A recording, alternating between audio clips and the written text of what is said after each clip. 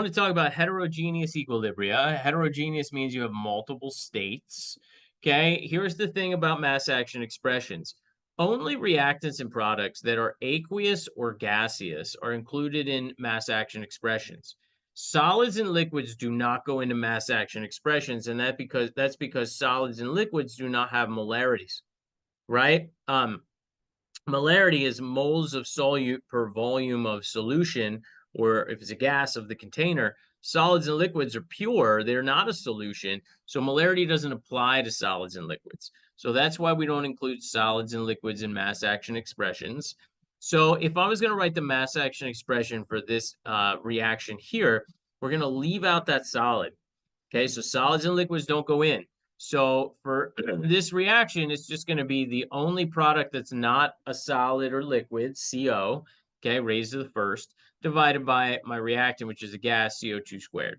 I want you to try this reaction here. Can you write the mass action expression for that? Right.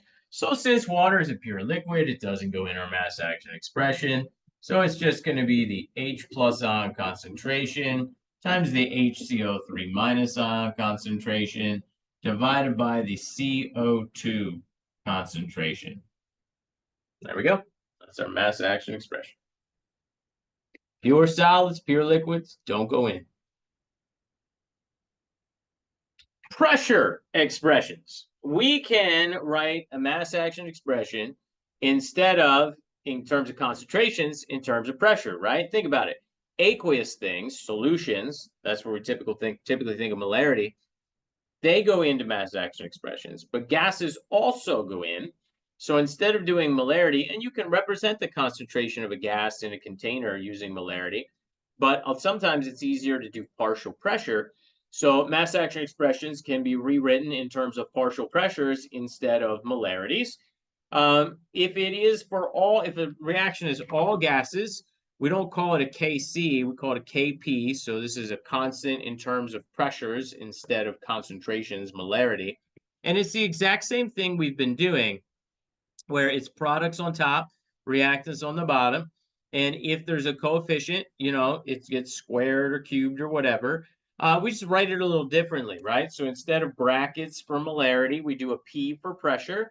And if we need to square it or cube it or something, we put parentheses around it before we do it. So for example, this is the pressure of SO2. And then since this is going to get squared, we put parentheses around it and a 2 times the pressure of O2 divided by the pressure of SO3. And then since that's got a 2, we square it. And there we go. Equilibrium pressure constants. And whoops, let's go back. What happened? Equilibrium pressure constants and equilibrium concentration constants can be interconverted.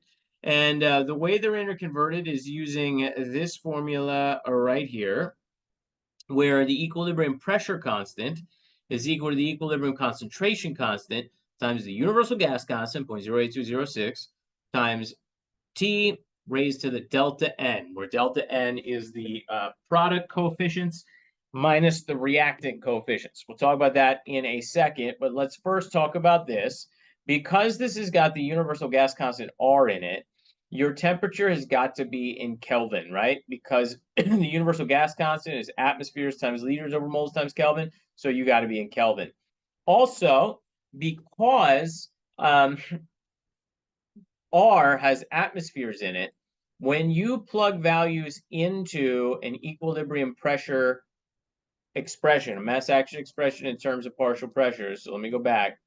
When you plug partial pressures into these Kp mass action expressions, they have to be in atmospheres. So if I give you a partial pressure of O2 in millimeters of mercury, you have to turn it into atmospheres before you plug it in, because somebody might want to take that Kp and turn it into a Kc at some point in time for that reaction. And if you didn't convert it to atmospheres, then they wouldn't be able to do that. So you have to be in atmospheres when you're doing these partial pressures because of how Kp and Kc are related. So if you have a Kp, you can get a Kc, and if you have a Kc, you can get a Kp. So let's try that. what if the this reaction right here, what if it has an equilibrium constant in terms of partial pressures of 2.2 times 10 to the 12th? I would like you, so that's my Kp value. I'd like you to try to solve for Kc. So what are we going to plug in? There's R. We're at 25 degrees Celsius. You're going to have to turn that into Kelvin by adding 273. And then what do we put in for delta N? Well, delta N is the sum of the product coefficients minus the sum of the reactant coefficients. So that's going to be 2 minus 2 plus 1 is 3. Delta N would be -1. So do you see how we got that? We took the product coefficients minus the sum of the reactant coefficients, and we got -1. Okay. So go ahead and give that a shot. See if you can't plug that stuff in and solve. This is going to require a little algebra, right? And I'll rewrite it on the board, and we'll see if we get the same answer here.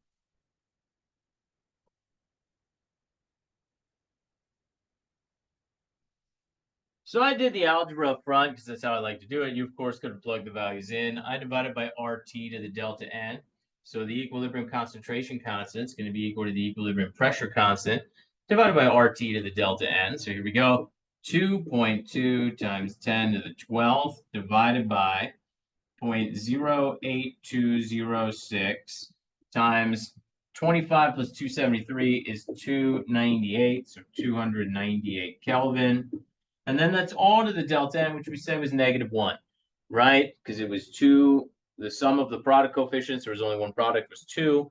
Sum of the reactant coefficient was 3. 2 minus 3 is -1. So that's all to the -1. So here we go.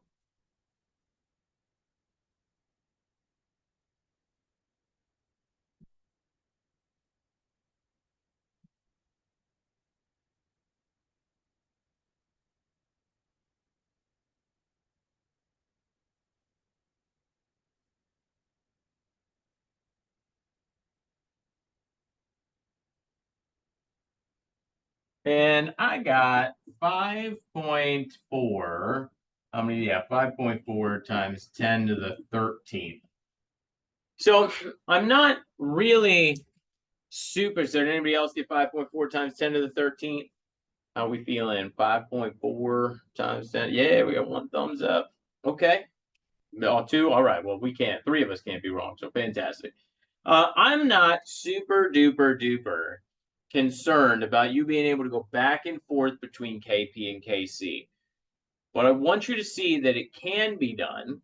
And I think by seeing that it can be done and that you might need to do it at some point, if you're a chemist, I think the important thing here is that this is going to help you understand why pressures have to go in atmospheres because R is in this equation. Okay, so your partial pressures have to go in atmospheres. Now, here's an interesting fun fact for you. Can Kp and Kc ever be equal? Well, the answer is yeah. Kp and Kc can be the same if the sum of the product coefficients and the reaction coefficient is the same, because if the sum of the products and the sum of the reactants be the same, that would be whatever minus, x minus x would be 0, and anything raised to the 0 power is 1. So you'll notice if the product coefficients and reactant coefficients are the same, delta N would be 0, RT to the 0 would be 1, Kp equals Kc times 1, Kp equals Kc. So if the reactant coefficients and product coefficients are the same, if the sums are the same, then the Kc value and Kp value would be the same, just like in this reaction. Okay, this reaction wants Kp. You don't even need that crazy equation. Here's why. The product coefficients, 2, and the sum of the reactant coefficients are 1 plus 1. That's 2. So the delta N for this reaction is 0. So anything raised to 0 power is 1, Kp equals Kc. That is Kp. Kp and Kc would be the same for that reaction. Wouldn't matter if you plugged in molarities or partial pressures in atmospheres, you would get the same constant for that reaction. So they can be the same. So go ahead and let's try this one. Okay, we'll have you practice this again. So here I give you the Kp value, and again, I want you to calculate Kc. We're 25 degrees Celsius. So that equation was Kp equals Kc times the quantity RT to the delta N. So one more practice problem here. See if you can't convert that Kp again into a Kc. So let's see. We got, Kp equals Kc times RT to the delta N. So again, Kc equals Kp over RT to the delta N. Kp here. Kp 7.7 times 10 to the 24th. R is 0.08206. T 298. And then delta N is going to be 4 minus 2. So that's squared. So here we go. Oh, my batteries are low. Uh-oh.